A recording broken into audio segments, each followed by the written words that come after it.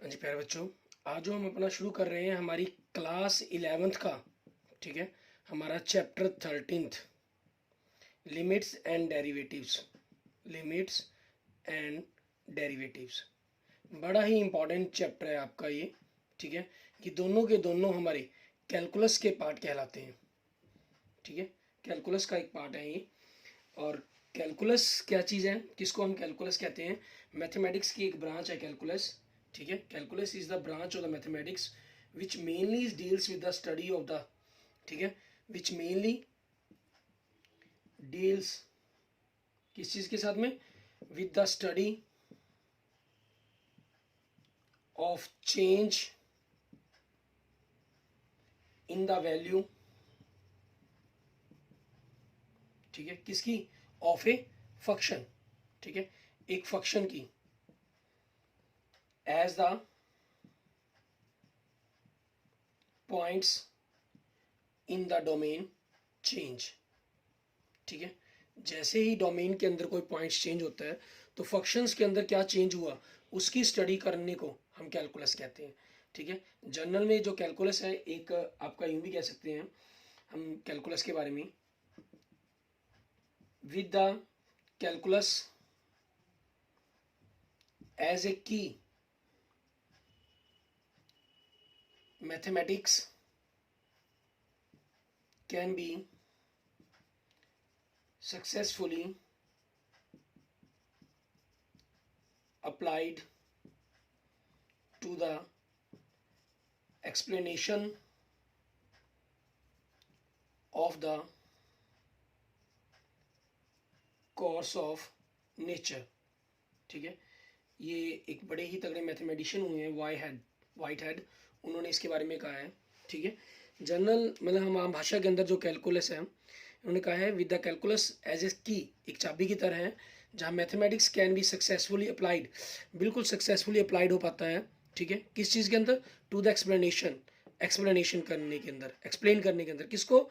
Course of nature, nature की study को, ठीक है, नेचर के बारे में बताने के अंदर बिल्कुल एक चाबी की तरह, एक कामयाब चाबी की तरह काम करता है हमारा कैलकुलस, ठीक है। इसीलिए इसको जनरल जो कहा जाता है, कैलकुलस को कहा जाता है स्टडी ऑफ द नेचर, ठीक है। हम यूं भी कह सकते हैं स्टडी ऑफ नेचर, प्रकृति का स्टडी, ठीक है, प्रकृति के बारे में पढ़ाई, उसको हम कैलकुलस कहेंगे हमारे पास।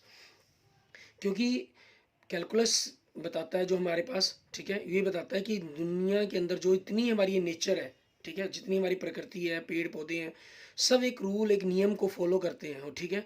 और उनकी सभी की फॉर्मेशन से कोई ना कोई एक मैथमेटिकल फंक्शन जरूर ड्राइव होता है, ठीक है। ऐसा नहीं है कि कोई भी ऐसे ही चीज़ बनी हुई है, ठीक है। मानव शरीर के जितने भी हम अंगों की बात करें, ठीक है, या पेड़ पौधों के पत्तों की बात करें, सभी किसी ना किसी चीज़ के बारे में बने हुए हैं, ठीक है, एक फंक्शन को फॉलो करते हैं। उनकी जो शेप है, स्ट्रक्चर है, वो सब एक फंक्शन को फॉलो करती है। हमने जैसे इस कैलकुलस के हमारे इस 11th क्लास के अंदर, ठीक है, हमने लिमिट्स और डेरिवेटिव के बारे में पढ़ना है, क्योंकि इस चैप्टर के अंदर हमें लिमिट्स के बारे में और डेरिवेटिव दो एक्सरसाइज में दी गई हैं। 13.1 एक्सरसाइज मेनली लिमिट पर दी गई है और 13.2 एक्सरसाइज मेनली आपको डेरिवेटिव पर दी गई है, ठीक है। तो हम आज की इस लेक्चर के अंदर अपना जो स्टार्ट करते हैं, हमारा लेक्चर वो लिमिट से ही हम स्टार्ट करते हैं। लिमिट के बारे में हम पढ़ना शुरू करते हैं कि किस चीज़ को हम लिमिट कहेंगे, क्या हमारा पोर्शन कहलाएगा लिमिट के बारे में, ठीक है, उसके बारे में हम देखते हैं। जो लिमिट्स है मैथ के अंदर, हम एक प्रकार से लिमिट्स को हम बाउंड्री की तरह कह सकते हैं, ठीक है। जो लिमिट है हमारे पास, ठीक है, वो एक बाउंड्री की तरह है। बाउंड्री मतलब ये बताती है कि मैथमेटिक्स की सीमाओं को निश्चित करती है वो, ठीक है। क्योंकि लिमिट का मतलब ही हिंदी में अगर हम बात करें तो क्या होता है? सीमा, ठीक है। जो लिमिट मतलब मैथमेटिक्स के अंदर उसकी बाउंड्री को बताएगी, उसकी जो वैल्यू है वो कहाँ तक जाकर लाई करेगी, ठीक है। मान लीजिए जैसे अगर मैं कहूँ कि 2/2 इसकी वैल्यू निकालें, आप इसकी वैल्यू बताते हैं 1, क्योंकि आपको बताया जाता है कि जब न्यूमरेटर और डिनोमिनेटर, अंश और हर दोनों एक जैसे हों तो दोनों आपस में कट जाते हैं, ठीक है। तो हमारे पास जो आंसर बनता है वो 1 बनता है, ठीक है। इसी तरह से अगर मान लीजिए हमें 0 को 2 से डिवाइड करने के लिए आपको कहा जाए, ठीक है, तो जो इसकी बाउंड्री बनी 2/2 की बाउंड्री क्या है? 1। ऐसे 0/2 इसमें आपको कहा गया कि अगर न्यूमरेटर के अंदर हमारे पास, ठीक है, न्यूमरेटर के अंदर अगर आपके पास 0 हो तो आपका डिनोमिनेटर कुछ भी हो तो ये आंसर 0 होगा। ठीक है, ऐसे ही फिर आगे चलते हुए ये बात कही गई कि अगर हम 2 को 0 से डिवाइड करें, मीन्स 2 को हम 0 से डिवाइड कर रहे हैं, ठीक है, तो हमारे पास ये आंसर क्या रहेगा, ये हम मानते हैं कि हमारा जो आंसर है ये टेंस टू इन्फिनिटी करता है। ठीक है, इसको इन्फिनिटी कह दिया जाता है, जो पुराने मैथमेटिशियंस के तौर पर इसको माना गया, स्टार्टिंग की गई। ठीक है, यहाँ से जो कंसेप्ट अराइव हुई ओल्ड मैथमेटिक्स के अंदर हम बात करें, कहाँ से आपकी जो लिमिट्स और डेरिवेटिव के कंसेप्ट डेवलप हुए, उनके बारे में हम स्टडी करेंगे। ठीक है, और किस तरह से इनके बारे में आगे पढ़ा गया, ठीक है, उन सभी चीज़ों के बारे में हम डिस्कशन करेंगे, क्योंकि हम सबसे पहले लिमिट्स के बारे में बात कर रहे हैं। ठीक है, हम जो लिमिट्स की ही डेफिनेशंस और लिमिट स्टडी को करेंगे, अलजेब्रा ऑफ लिमिट्स के बारे में पढ़ेंगे, फिर उसके बाद हम डेरिवेटिव्स के बारे में स्टडी करेंगे। ठीक है ना, और कुछ स्टैंडर्ड फंक्शंस के बारे में के ऊपर भी हम डेरिवेटिव्स की बात करेंगे। ऐसी एक प्रॉब्लम अराइज हुई, ठीक है, आपने पढ़ा होगा अलग अलग मैथमेटिशियंस के नाम पर 0/0 पर, कि किसी मैथमेटिशियन की हिस्ट्री को अगर आप पढ़ते हैं, ठीक है, कोई अलग अलग मैथमेटिशियंस के बारे में, तो कि क्लास के अंदर ये प्रॉब्लम डेवलप हुई, तो 0/0 किसी ने क्या किया, इस कंसेप्ट को सोचा कि 2/2 मतलब सेम नंबर को हम सेम नंबर से डिवाइड करते हैं तो वो आपस में कैंसिल होते हैं और 1 आना चाहिए। ठीक है, और एक मैथमेटिशियन या एक स्टूडेंट की बात करें, उसने इसे सोचा कि न्यूमरेटर आपका जो अंश है वो 0 हो तो डिनोमिनेटर कुछ भी हो तो आपका आंसर 0 आना चाहिए। ठीक है, और एक तीसरे मैथमेटिशियन ने या तीसरे स्टूडेंट ने सोचा, ठीक है, क्योंकि आप मैथ के बारे में पढ़ना स्टार्ट कर चुके हैं तो you are also a mathematicians. ठीक है, जो डिनोमिनेटर है अगर आपका वो 0 हो तो न्यूमरेटर कुछ भी हो तो वो हमेशा इन्फिनिटी होता है। इन्फिनिटी मीन्स यहाँ पर आपके पास क्या हुआ, 3 आंसर आ गए हमारे पास, जबकि जो पॉसिबल नहीं है, क्योंकि वो एक लिमिट बाउंड्री तो उन्होंने निर्धारित की ही नहीं। ठीक है, तो फिर क्या हुआ, इन सभी चीज़ों के बारे में 0/0, ठीक है, ये निकाला गया सॉल्यूशंस कि ये तो चीज़ें पॉसिबल ही नहीं है। और यहाँ से इन्होंने क्या किया, कंसेप्ट यहाँ पर बाउंड्रियाँ फिक्स हुई। ठीक है, सबसे पहली क्या बाउंड्री फिक्स हुई कि अगर मैं इसको P/Q फॉर्म की ही बात करूँ, मान लेता हूँ, तो ये एक बाउंड्री बात हुई कि Q नॉट इक्वल टू 0। ठीक है, सबसे पहले Q आपका 0 नहीं होना चाहिए, क्योंकि Q अगर 0 हो गया, ठीक है, फिर आपके पास कंसेप्ट ही कुछ और हो गया। ये कंसेप्ट बिल्कुल सही है, क्योंकि सिर्फ Q 0 नहीं है, ये कंसेप्ट भी आपका सही होता है क्योंकि Q 0 नहीं है, ये कंसेप्ट Q 0 हो गया, तो यहाँ आपके पास इन्फिनिटी का जो आंसर है उसको चेंज किया गया, इनडिफाइंड किया गया उसको। ठीक है ना, इसके लिए इन्फिनिटी शब्द की जगह नया शब्द जो मैथमेटिशियन ने ऐड किया, आप इसको इन्फिनिटी भी कह लेते हैं, तब भी काम चल जाता है, ठीक रहता है। ठीक है, और इनडिफाइंड कहा गया इसको, मतलब अपरिभाषित, ठीक है, जिसके को परिभाषित नहीं किया जा सकता, वो इस चीज़ के लिए कंसेप्ट बनाया गया। और फिर एक नई प्रॉब्लम यहाँ पर क्रिएट हुई कि 0/0 के लिए क्या किया जाएगा। तो ऐसी प्रॉब्लम्स 0/0, इन्फिनिटी इन्फिनिटी टाइम्स की पावर, ठीक है, ऐसी अलग अलग 7 टर्म्स बनी, मैथमेटिशियन ने ड्राइव की। ठीक है, जिन जो अलग अलग तरह की प्रॉब्लम उनके सामने फेस करते हुए आई, ठीक है, जिनको नाम दिया गया इनवैलिड टर्म्स। ठीक है, और इनवैलिड क्या लें, या फिर बाद में नाम जो दिया गया इनडिटर्मिनेंट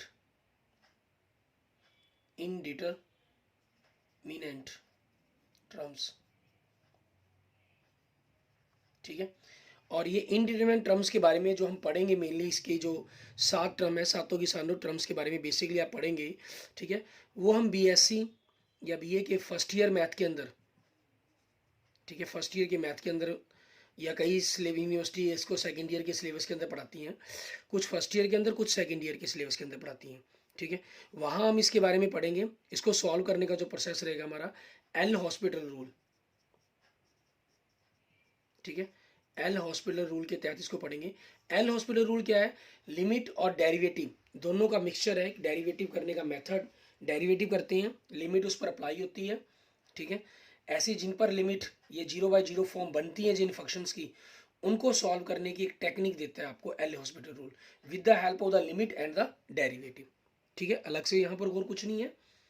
ठीक, क्लियर। अब बात कर रहे थे हम लिमिट के बारे में, ये हमने अलग अलग टर्म्स के बारे में बात की। ये क्या करता है यहाँ पर हमारे पास, हमें कंसेप्ट के अंदर जो डिफाइन करवाता है हमें, मान लीजिए अगर हम कोई फंक्शंस ले लेते हैं, ठीक है, आपने x की पावर 2 9 बाय एक्स की पावर माई 3, ठीक है। आपने इस फंक्शंस को लिया, इस फंक्शंस में क्या हुआ, आपको अगर वैल्यू कहा जाए, ठीक है, ये फंक्शन है आपके पास कि एट एक्स इज पर 1 पर वैल्यू निकालें। आप सिंपल एक्स के अंदर 1 पुट करेंगे, 1 की पावर 2 माइनस 9, 1 माइनस 3, ठीक है। आपके पास 1 माइनस की square 1 minus 8 by minus 2 is equal to 4, आपका आंसर आ गया, ठीक है। आपको अगर 2 पर आंसर पूछा जाए, ठीक है, 2 पर आंसर पूछा गया, आपने 2 पुट किया, आपने 2 पर आंसर निकाल दिया। 4 minus 9 by minus 1 minus 5 upon minus 1 that is 5, आपके पास आपका आंसर आ गया। आपको अगर 3 पर आंसर पूछा जाता, ठीक है, 3 पर आंसर पूछा गया तो 3 की power 2 minus 9 upon 3 minus 3, 9 minus 9 3 minus 3 that mean 0 by 0, ठीक है। हमारे पास ये फॉर्म बन गई 0 बाई 0। हम जो क्योंकि मेनली जो +1 में हम पढ़ेंगे, ठीक है, वो हमारी 0 बाई 0 फॉर्म के ही क्वेश्चन होंगे। बाकी साथ किसी भी इंडिपेंडेंट की बाकी कोई फॉर्म नहीं पढ़ेंगे हम मेनली 0 बाई 0 फॉर्म के बारे में ही पढ़ेंगे। ये प्रॉब्लम्स आई, ठीक है, इसी चीज़ ने क्या कर दिया यहाँ हमारे दिमाग के अंदर, इसका मतलब है कि कुछ ना कुछ प्रॉब्लम है। किसके अंदर प्रॉब्लम है? क्वेश्चंस के अंदर, मतलब कोई ना कोई प्रॉब्लम है। हम क्या करते हैं फिर इस क्वेश्चन के अंदर जो प्रॉब्लम है उसको सॉल्व करते हैं, ठीक है। उसको सॉल्व करने का काम करेंगे कि इस तरीके से हमें इस प्रॉब्लम को सॉल्व करना है, ठीक है। हम 0 बाई 0 जिस वैल्यू पर आपके पास बन रही है वो चीज़ मतलब प्रॉब्लम क्रिएट होगी।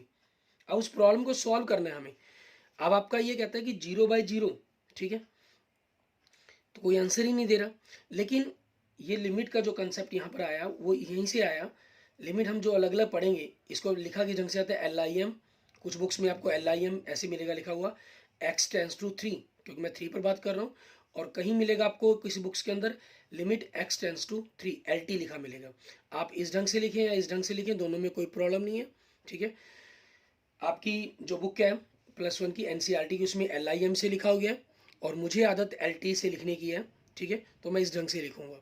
तो कंफ्यूज होने की जरूरत नहीं है कि LIM लिखें या LT लिखें, आप जो भी लिखेंगे वो दोनों ही ठीक है, ठीक है। तो उसके कारण कोई प्रॉब्लम नहीं होगी। और लिमिट का मतलब ही हमारे पास, हम यहाँ पर एक चीज़ मान के चलें कि लिमिट है जो हमारे पास शक पैदा करती है। जब हमें किसी क्वेश्चन के ऊपर लिमिट दी जाती है, मान लो आपको एक फंक्शन दिया गया, सिंपल यही फंक्शन दिया गया, ठीक है, आपको 1 पर वैल्यू निकालने के लिए आपने आंसर निकाला, आपका आ गया। लेकिन अगर आपको ये लिमिट दी जाए, लिमिट x टेंस टू 3, ठीक है, x की power 2 minus 9 upon x minus 3, तो ये लिमिट ही हमारे लिए एक शक पैदा करती है कि कुछ ना कुछ गड़बड़ हो सकती है। मीन्स आपका ये फंक्शन 0 बाई 0 फॉर्म में बन सकता है, ठीक है। और जिनके अंदर 0 बाई 0 फॉर्म नहीं बनती उनके अंदर तो लिमिट देने की जरूरत भी नहीं होती हमें, ठीक है। उसके अंदर ऐसा कोई जरूरी कंपलसरी नहीं है कि हमें कोई लिमिट दी जाए। अगर दी भी गई है तो हमारे लिए वो कोई बॉदरेशन क्रिएट नहीं करता, ठीक है, हमें उसके अंदर कोई प्रॉब्लम नहीं आती। हम सिंपली उस क्वेश्चन को जिस मर्जी ढंग से चाहे कर सकते हैं। मान लीजिए आपको कोई क्वेश्चन दिया गया लिमिट, ठीक है, x टेंस टू 1, फंक्शन दिया गया आपको एक्स क्यूब माइनस एक्स की पावर 2 प्लस 1, आपने x की जगह 1 रखा, ठीक है, मान लीजिए 1 रखा तो 1 की पावर 3, 1 माइनस 1 प्लस 1, तो ये सॉल्व करके कितना आ गया, 1 आ गया, ये आपका आंसर हो गया, ठीक है। आपको और दिया गया कोई फंक्शन, मान लीजिए फर्स्ट पार्ट मान लेता हूँ, सेकंड पार्ट एक और देखें।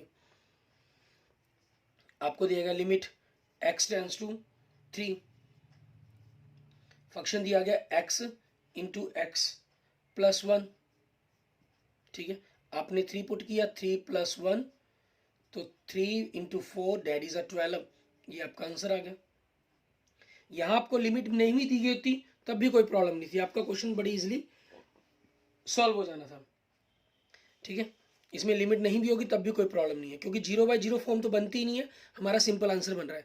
जहां आपकी 0 बाई 0 फॉर्म बन रही है, बस वही हमारे लिए क्वेश्चंस की प्रॉब्लम क्रिएट कर रहा है, वही हमारे लिए क्या कर रहा है, दिमाग के अंदर एक शक पैदा कर रहा है कि आपकी शायद 0 बाई 0 फॉर्म आ सकती है। यहाँ भी हमें शक था, लेकिन आपके पास डिनोमिनेटर ही नहीं था इनके पास आपके पास डिनोमिनेटर नहीं था, तो बाई 0 फॉर्म तो ऑटोमेटिक आ ही नहीं सकती ना, जनरेट ही नहीं हो सकती, ठीक है।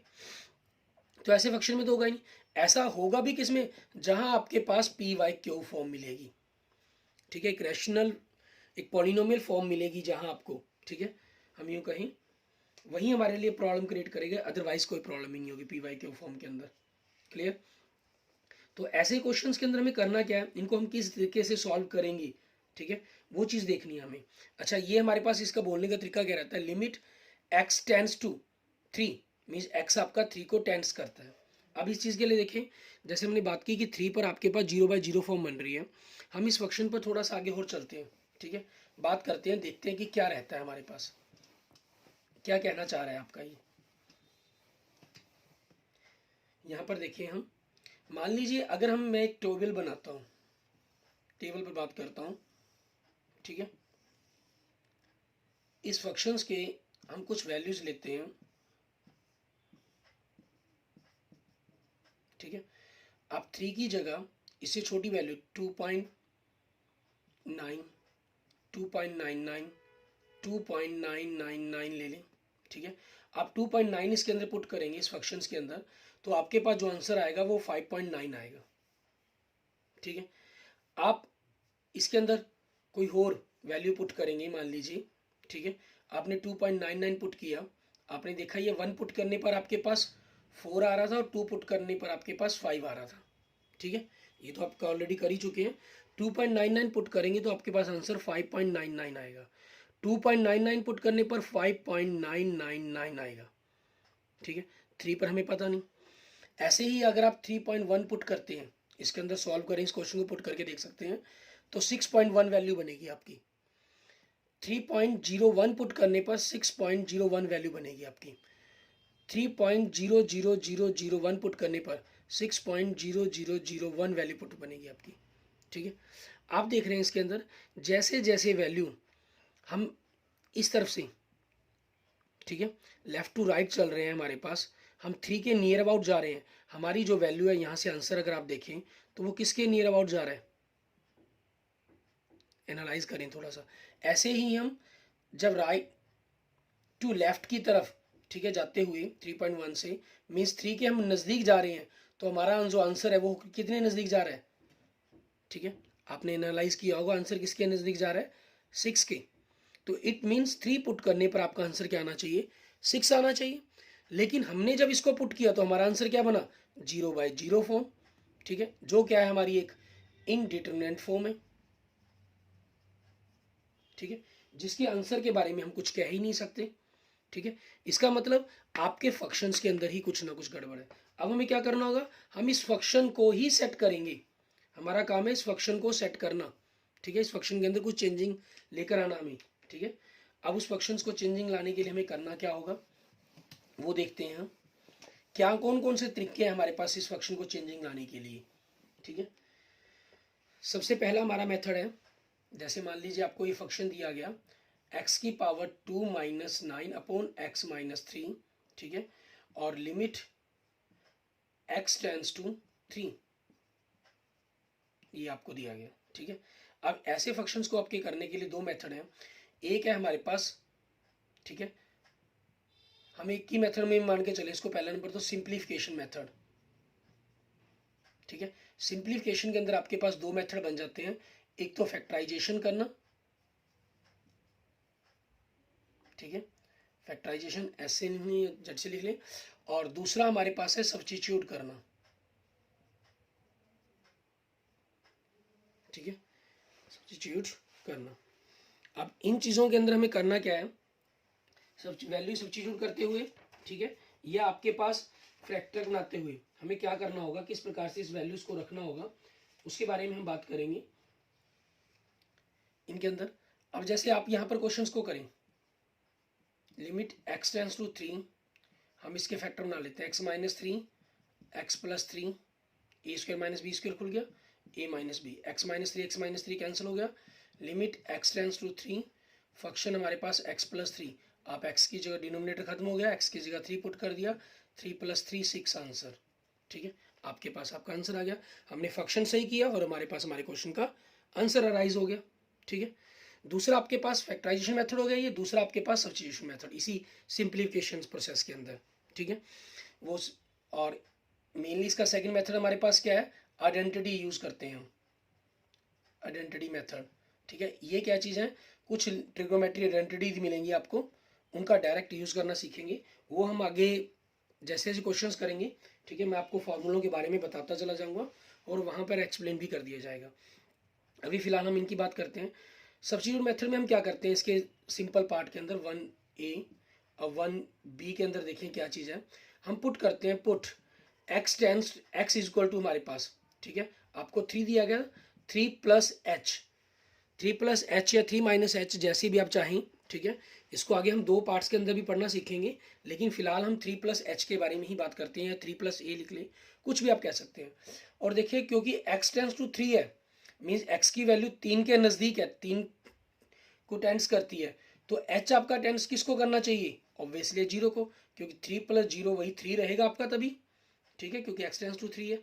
तो हम क्या करते हैं इसके अंदर, limit h tends to 0, means limit को चेंज कर दिया हमने, और फंक्शन के अंदर x की जगह क्या पुट करेंगे, 3 प्लस एच की power 2 minus 9 upon 3 plus H minus 3, नीचे 3 से 3 आपका डिनोमिनेट कट गया, लिमिट h टेंस टू 0, यहाँ फॉर्मूला खोल लेंगे, a प्लस बी की whole square, A square plus B square plus 2ab minus 9 आपके पास है, अपॉन में h, 9 से 9 cancel, limit h tends to 0, h की पावर 2 प्लस 6h, अगर आप h कॉमन निकालते हैं तो h प्लस 6 बचा आपका ब्रैकेट के अंदर, अपॉन h, यहाँ से h आपका कैंसिल हो गया।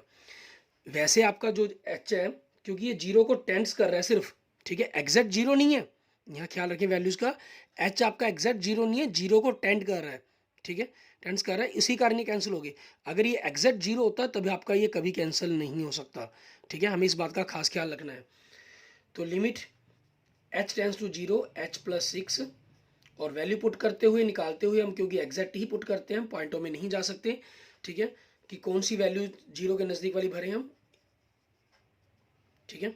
ये आपका लिमिट h टेंस टू करता था, उस चीज़ के कारण हो गया, अदरवाइज ये नॉट पॉसिबल, ठीक है। मीन्स आप एक चीज मान कर सकते हैं कि x by x is equal to question mark या इनडिटरमिनेट फॉर्म बन जाती है if x is equal to 0, ठीक है।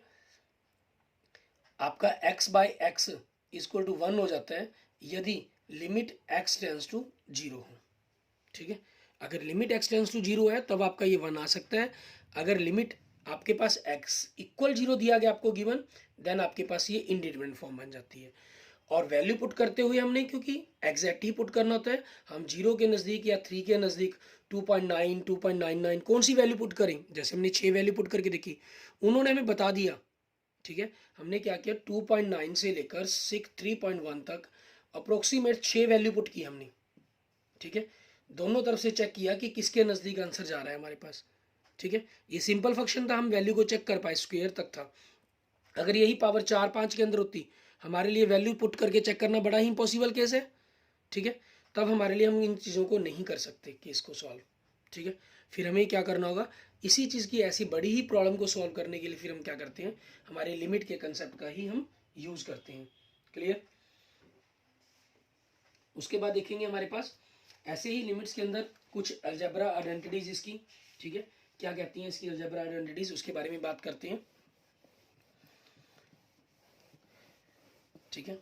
अलजेब्रा आइडेंटिटीज कहते हैं कि जो लिमिट्स है हमारे पास, ठीक है, आप किसी दो फंक्शंस को अगर आपस में जोड़ रहे हैं, घटा रहे हैं, ठीक है, गुना कर रहे हैं या भाग कर रहे हैं, मान लीजिए आपका कोई दो फंक्शंस हैं f(x) और g(x), आप उनको जोड़ें, घटाएं, गुना करें, भाग करें, ठीक है, कोई प्रॉब्लम नहीं है।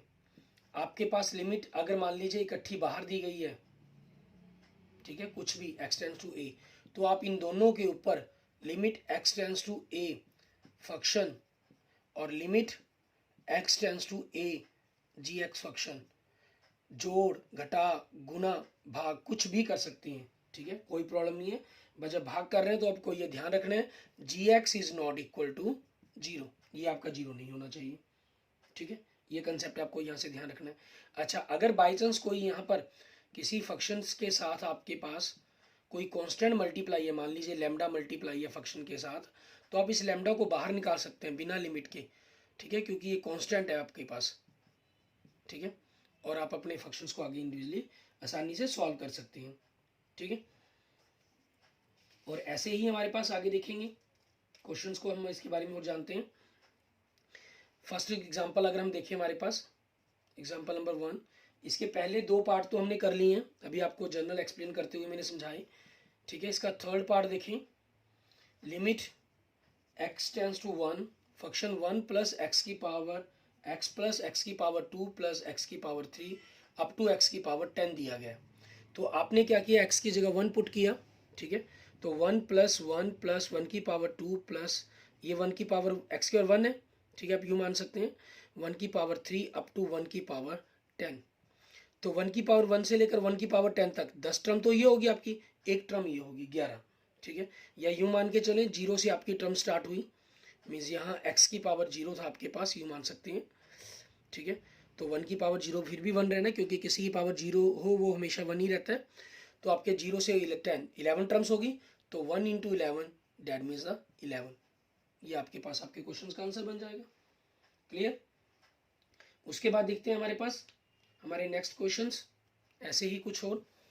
उदाहरण नंबर 2 के अंदर देखें, उसके अंदर हमें क्या कह रहा है ये करने के लिए, क्योंकि मैं सारा कुछ स्टेटमेंट्स आपकी यहाँ पर डायरेक्ट आपको लिखे जा रहा हूँ, ठीक है, इसलिए क्वेश्चंस के अंदर आपको स्टेटमेंट अलग से शो करवाने की जरूरत है। फाइंड द लिमिट्स कहा है हमें। First limit x tends to 1 x की पावर 2 + 1 अपॉन x + 100, ठीक है। आपको लिमिट है वो एक शक पैदा करती है, ठीक है, कि आपका कहीं ये 0/0 टर्म्स तो नहीं बनता, ठीक है। अगर 0/0 टर्म्स बनता है फिर हमें कोई ना कोई मेथड अप्लाई करना होगा। हम यहाँ पर x की जगह वर्ड डायरेक्ट 1 पुट करते हैं, तो 1 की पावर 1 + 1 1 + 100, तो 2/101, ये आपके पास आपके क्वेश्चन का आंसर हो गया, ठीक है। हम सेकंड टर्म करते हैं। सेकंड पार्ट के अंदर आपको क्या दिया गया, आपको दिया गया limit x tends to 2 x की पावर 3 - 4x की पावर 2 + 4x अपॉन x की पावर 2 - 4। यहाँ से x की पावर 2 - 4 आ गया। ये चीज़ क्लियर शो करिए कि अपॉन में तो 0 बनेगा आपका, ठीक है।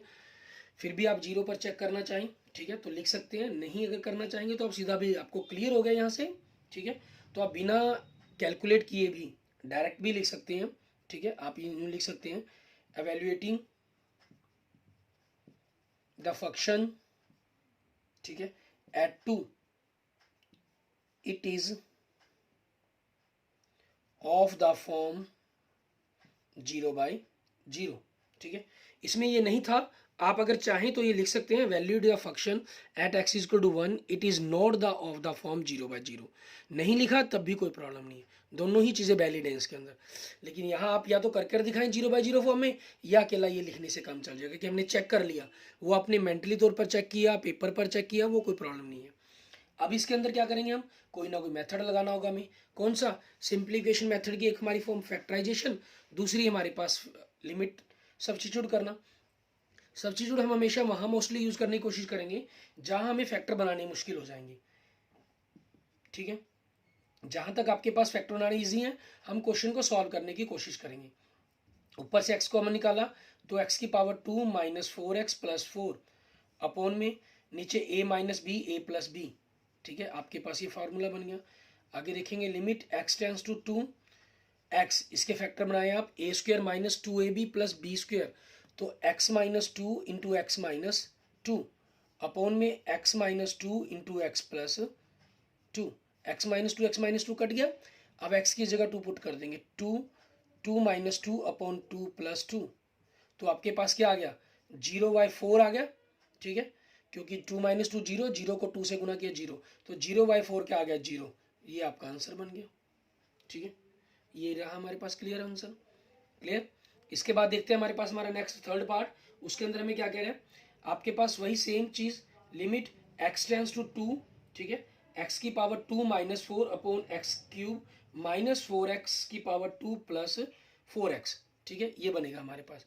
अब ये फंक्शन क्या हुआ, इसी फंक्शन का उल्टा फंक्शन आ गया, ठीक है। इसी फंक्शन का हमारे पास क्या आ गया, उल्टा फंक्शन आ गया।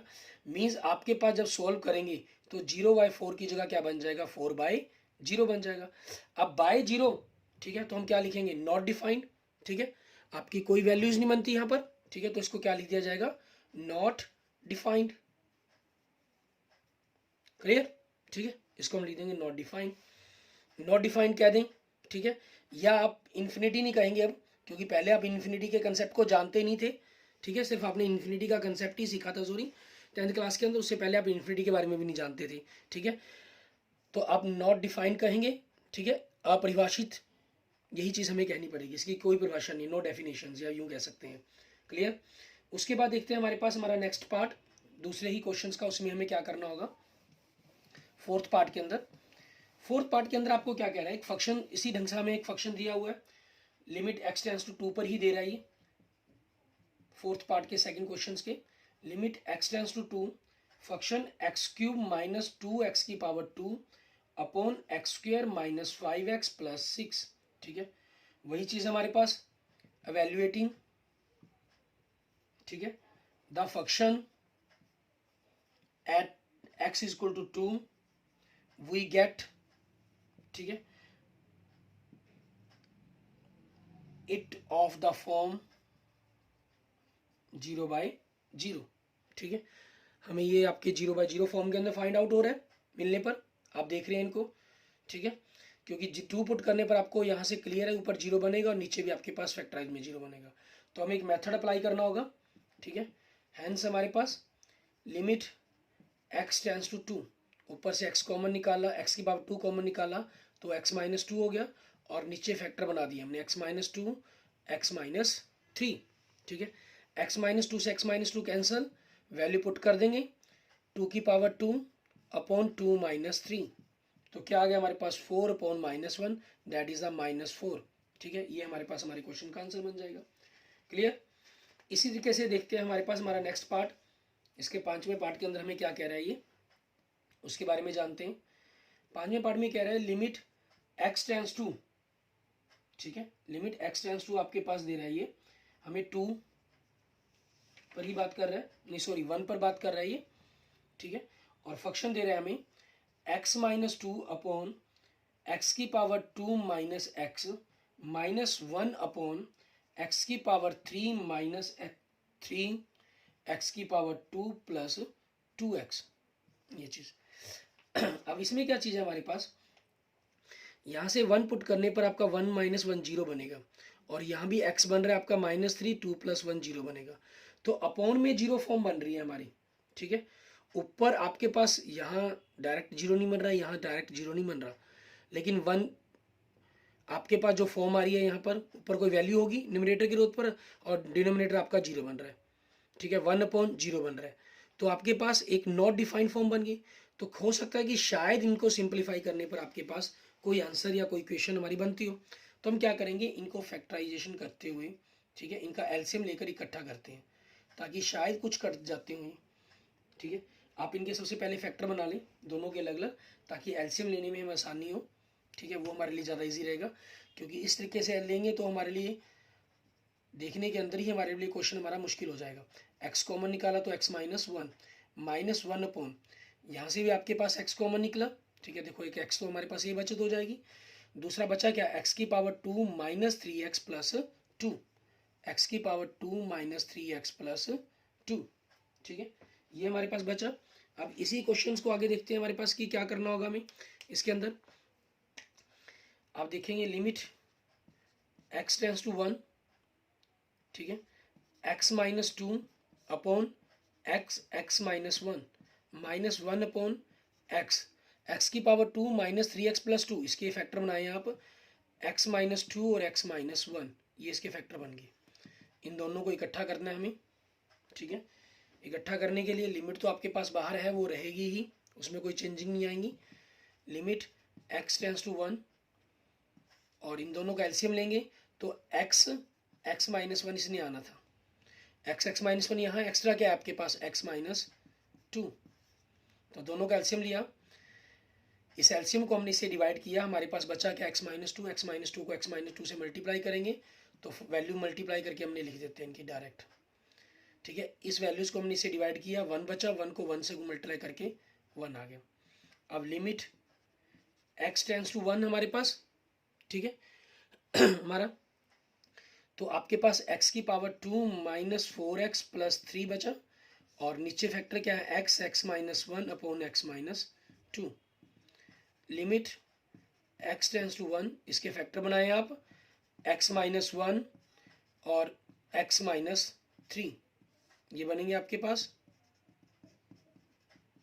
ठीक है, क्योंकि मैं फैक्टरों पर ज़्यादा जोर नहीं दे रहा आपको समझाने के लिए, आप 11th क्लास में मैथ की स्टडी कर रहे हैं तो फैक्टराइजेशन आपको अच्छी तरीके से करनी आती होगी। ठीक है ना, उस कंसेप्ट के अंदर आपकी कोई प्रॉब्लम नहीं होनी चाहिए। तो आपके पास बचा क्या, लिमिट x टेंस टू 1 ऊपर x minus 3 upon x minus 2, ठीक है। अब इसी वैल्यूज को हम क्या करेंगे, हमारे पास x की जगह अगर हम 1 पुट करते हैं तो 1 पुट करने पर ऊपर क्या आ गया आपके पास -2 और नीचे 1, 1 माइनस 2 -1 इंटू 1 -1, डेट मीन्स आपके पास क्या आ गया 2, ठीक है। ये आपके पास आपके क्वेश्चन का आंसर बन जाएगा। क्लियर। इस तरीके से क्या है, हमने अपने आज के 2 एग्जाम्पल किए हैं, ठीक है। और अपने नेक्स्ट लेक्चर के अंदर हम हमारे जो लिमिट्स की, ठीक है, कुछ अन्य आइडेंटिटीज हैं, ठीक है, उनके बारे में पढ़ेंगे हम। अगर आप एक्सरसाइज के क्वेश्चन स्टार्ट करते हैं हमारे आज के कंसेप्ट के बेस पर, तो बड़े ही इजली हम यूँ कह सकते हैं आपके लगभग 7 तक जो क्वेश्चन है, पहले 7 क्वेश्चन, ठीक है, वो बड़ी ही आसानी से आपके पहले 7 क्वेश्चन 1 से क्वेश्चन 7 तक कंप्लीट हो जाएंगे, उनमें आपको कोई प्रॉब्लम नहीं आएगी, ठीक है। फिर भी अगर कोई प्रॉब्लम होगी तो आप मुझे मैसेज कीजिएगा, मैं आपको नेक्स्ट लेक्चर के अंदर मैं इनकी सभी क्वेश्चन की एक्सप्लेनेशन आपको मिलेगी अपने मेरे नेक्स्ट लेक्चर्स के अंदर, ठीक है। और तब तक कोई प्रॉब्लम है तो आप मुझे बता सकते हैं, उसके बारे में पूछ सकते हैं मुझे, ठीक है। Okay, thank you students, thank you friends. अगर आपको मेरी वीडियो अच्छी लगे तो इसको लाइक करें, अपने दोस्तों मित्रों के साथ इसको जरूर शेयर करें, ठीक है। और अब अगर आपने मेरा यूट्यूब चैनल विजय जाखल बंसल मैथ को अभी तक सब्सक्राइब नहीं किया तो मेरे यूट्यूब चैनल विजय जाखल बंसल मैथ को जरूर सब्सक्राइब करें, ठीक है। और अपने दोस्तों मित्रों से इसको जरूर शेयर करें। किसी भी प्रकार की प्रॉब्लम के लिए आप मुझे कमेंट कर सकते हैं, ठीक है। Okay, thank you students, thank you.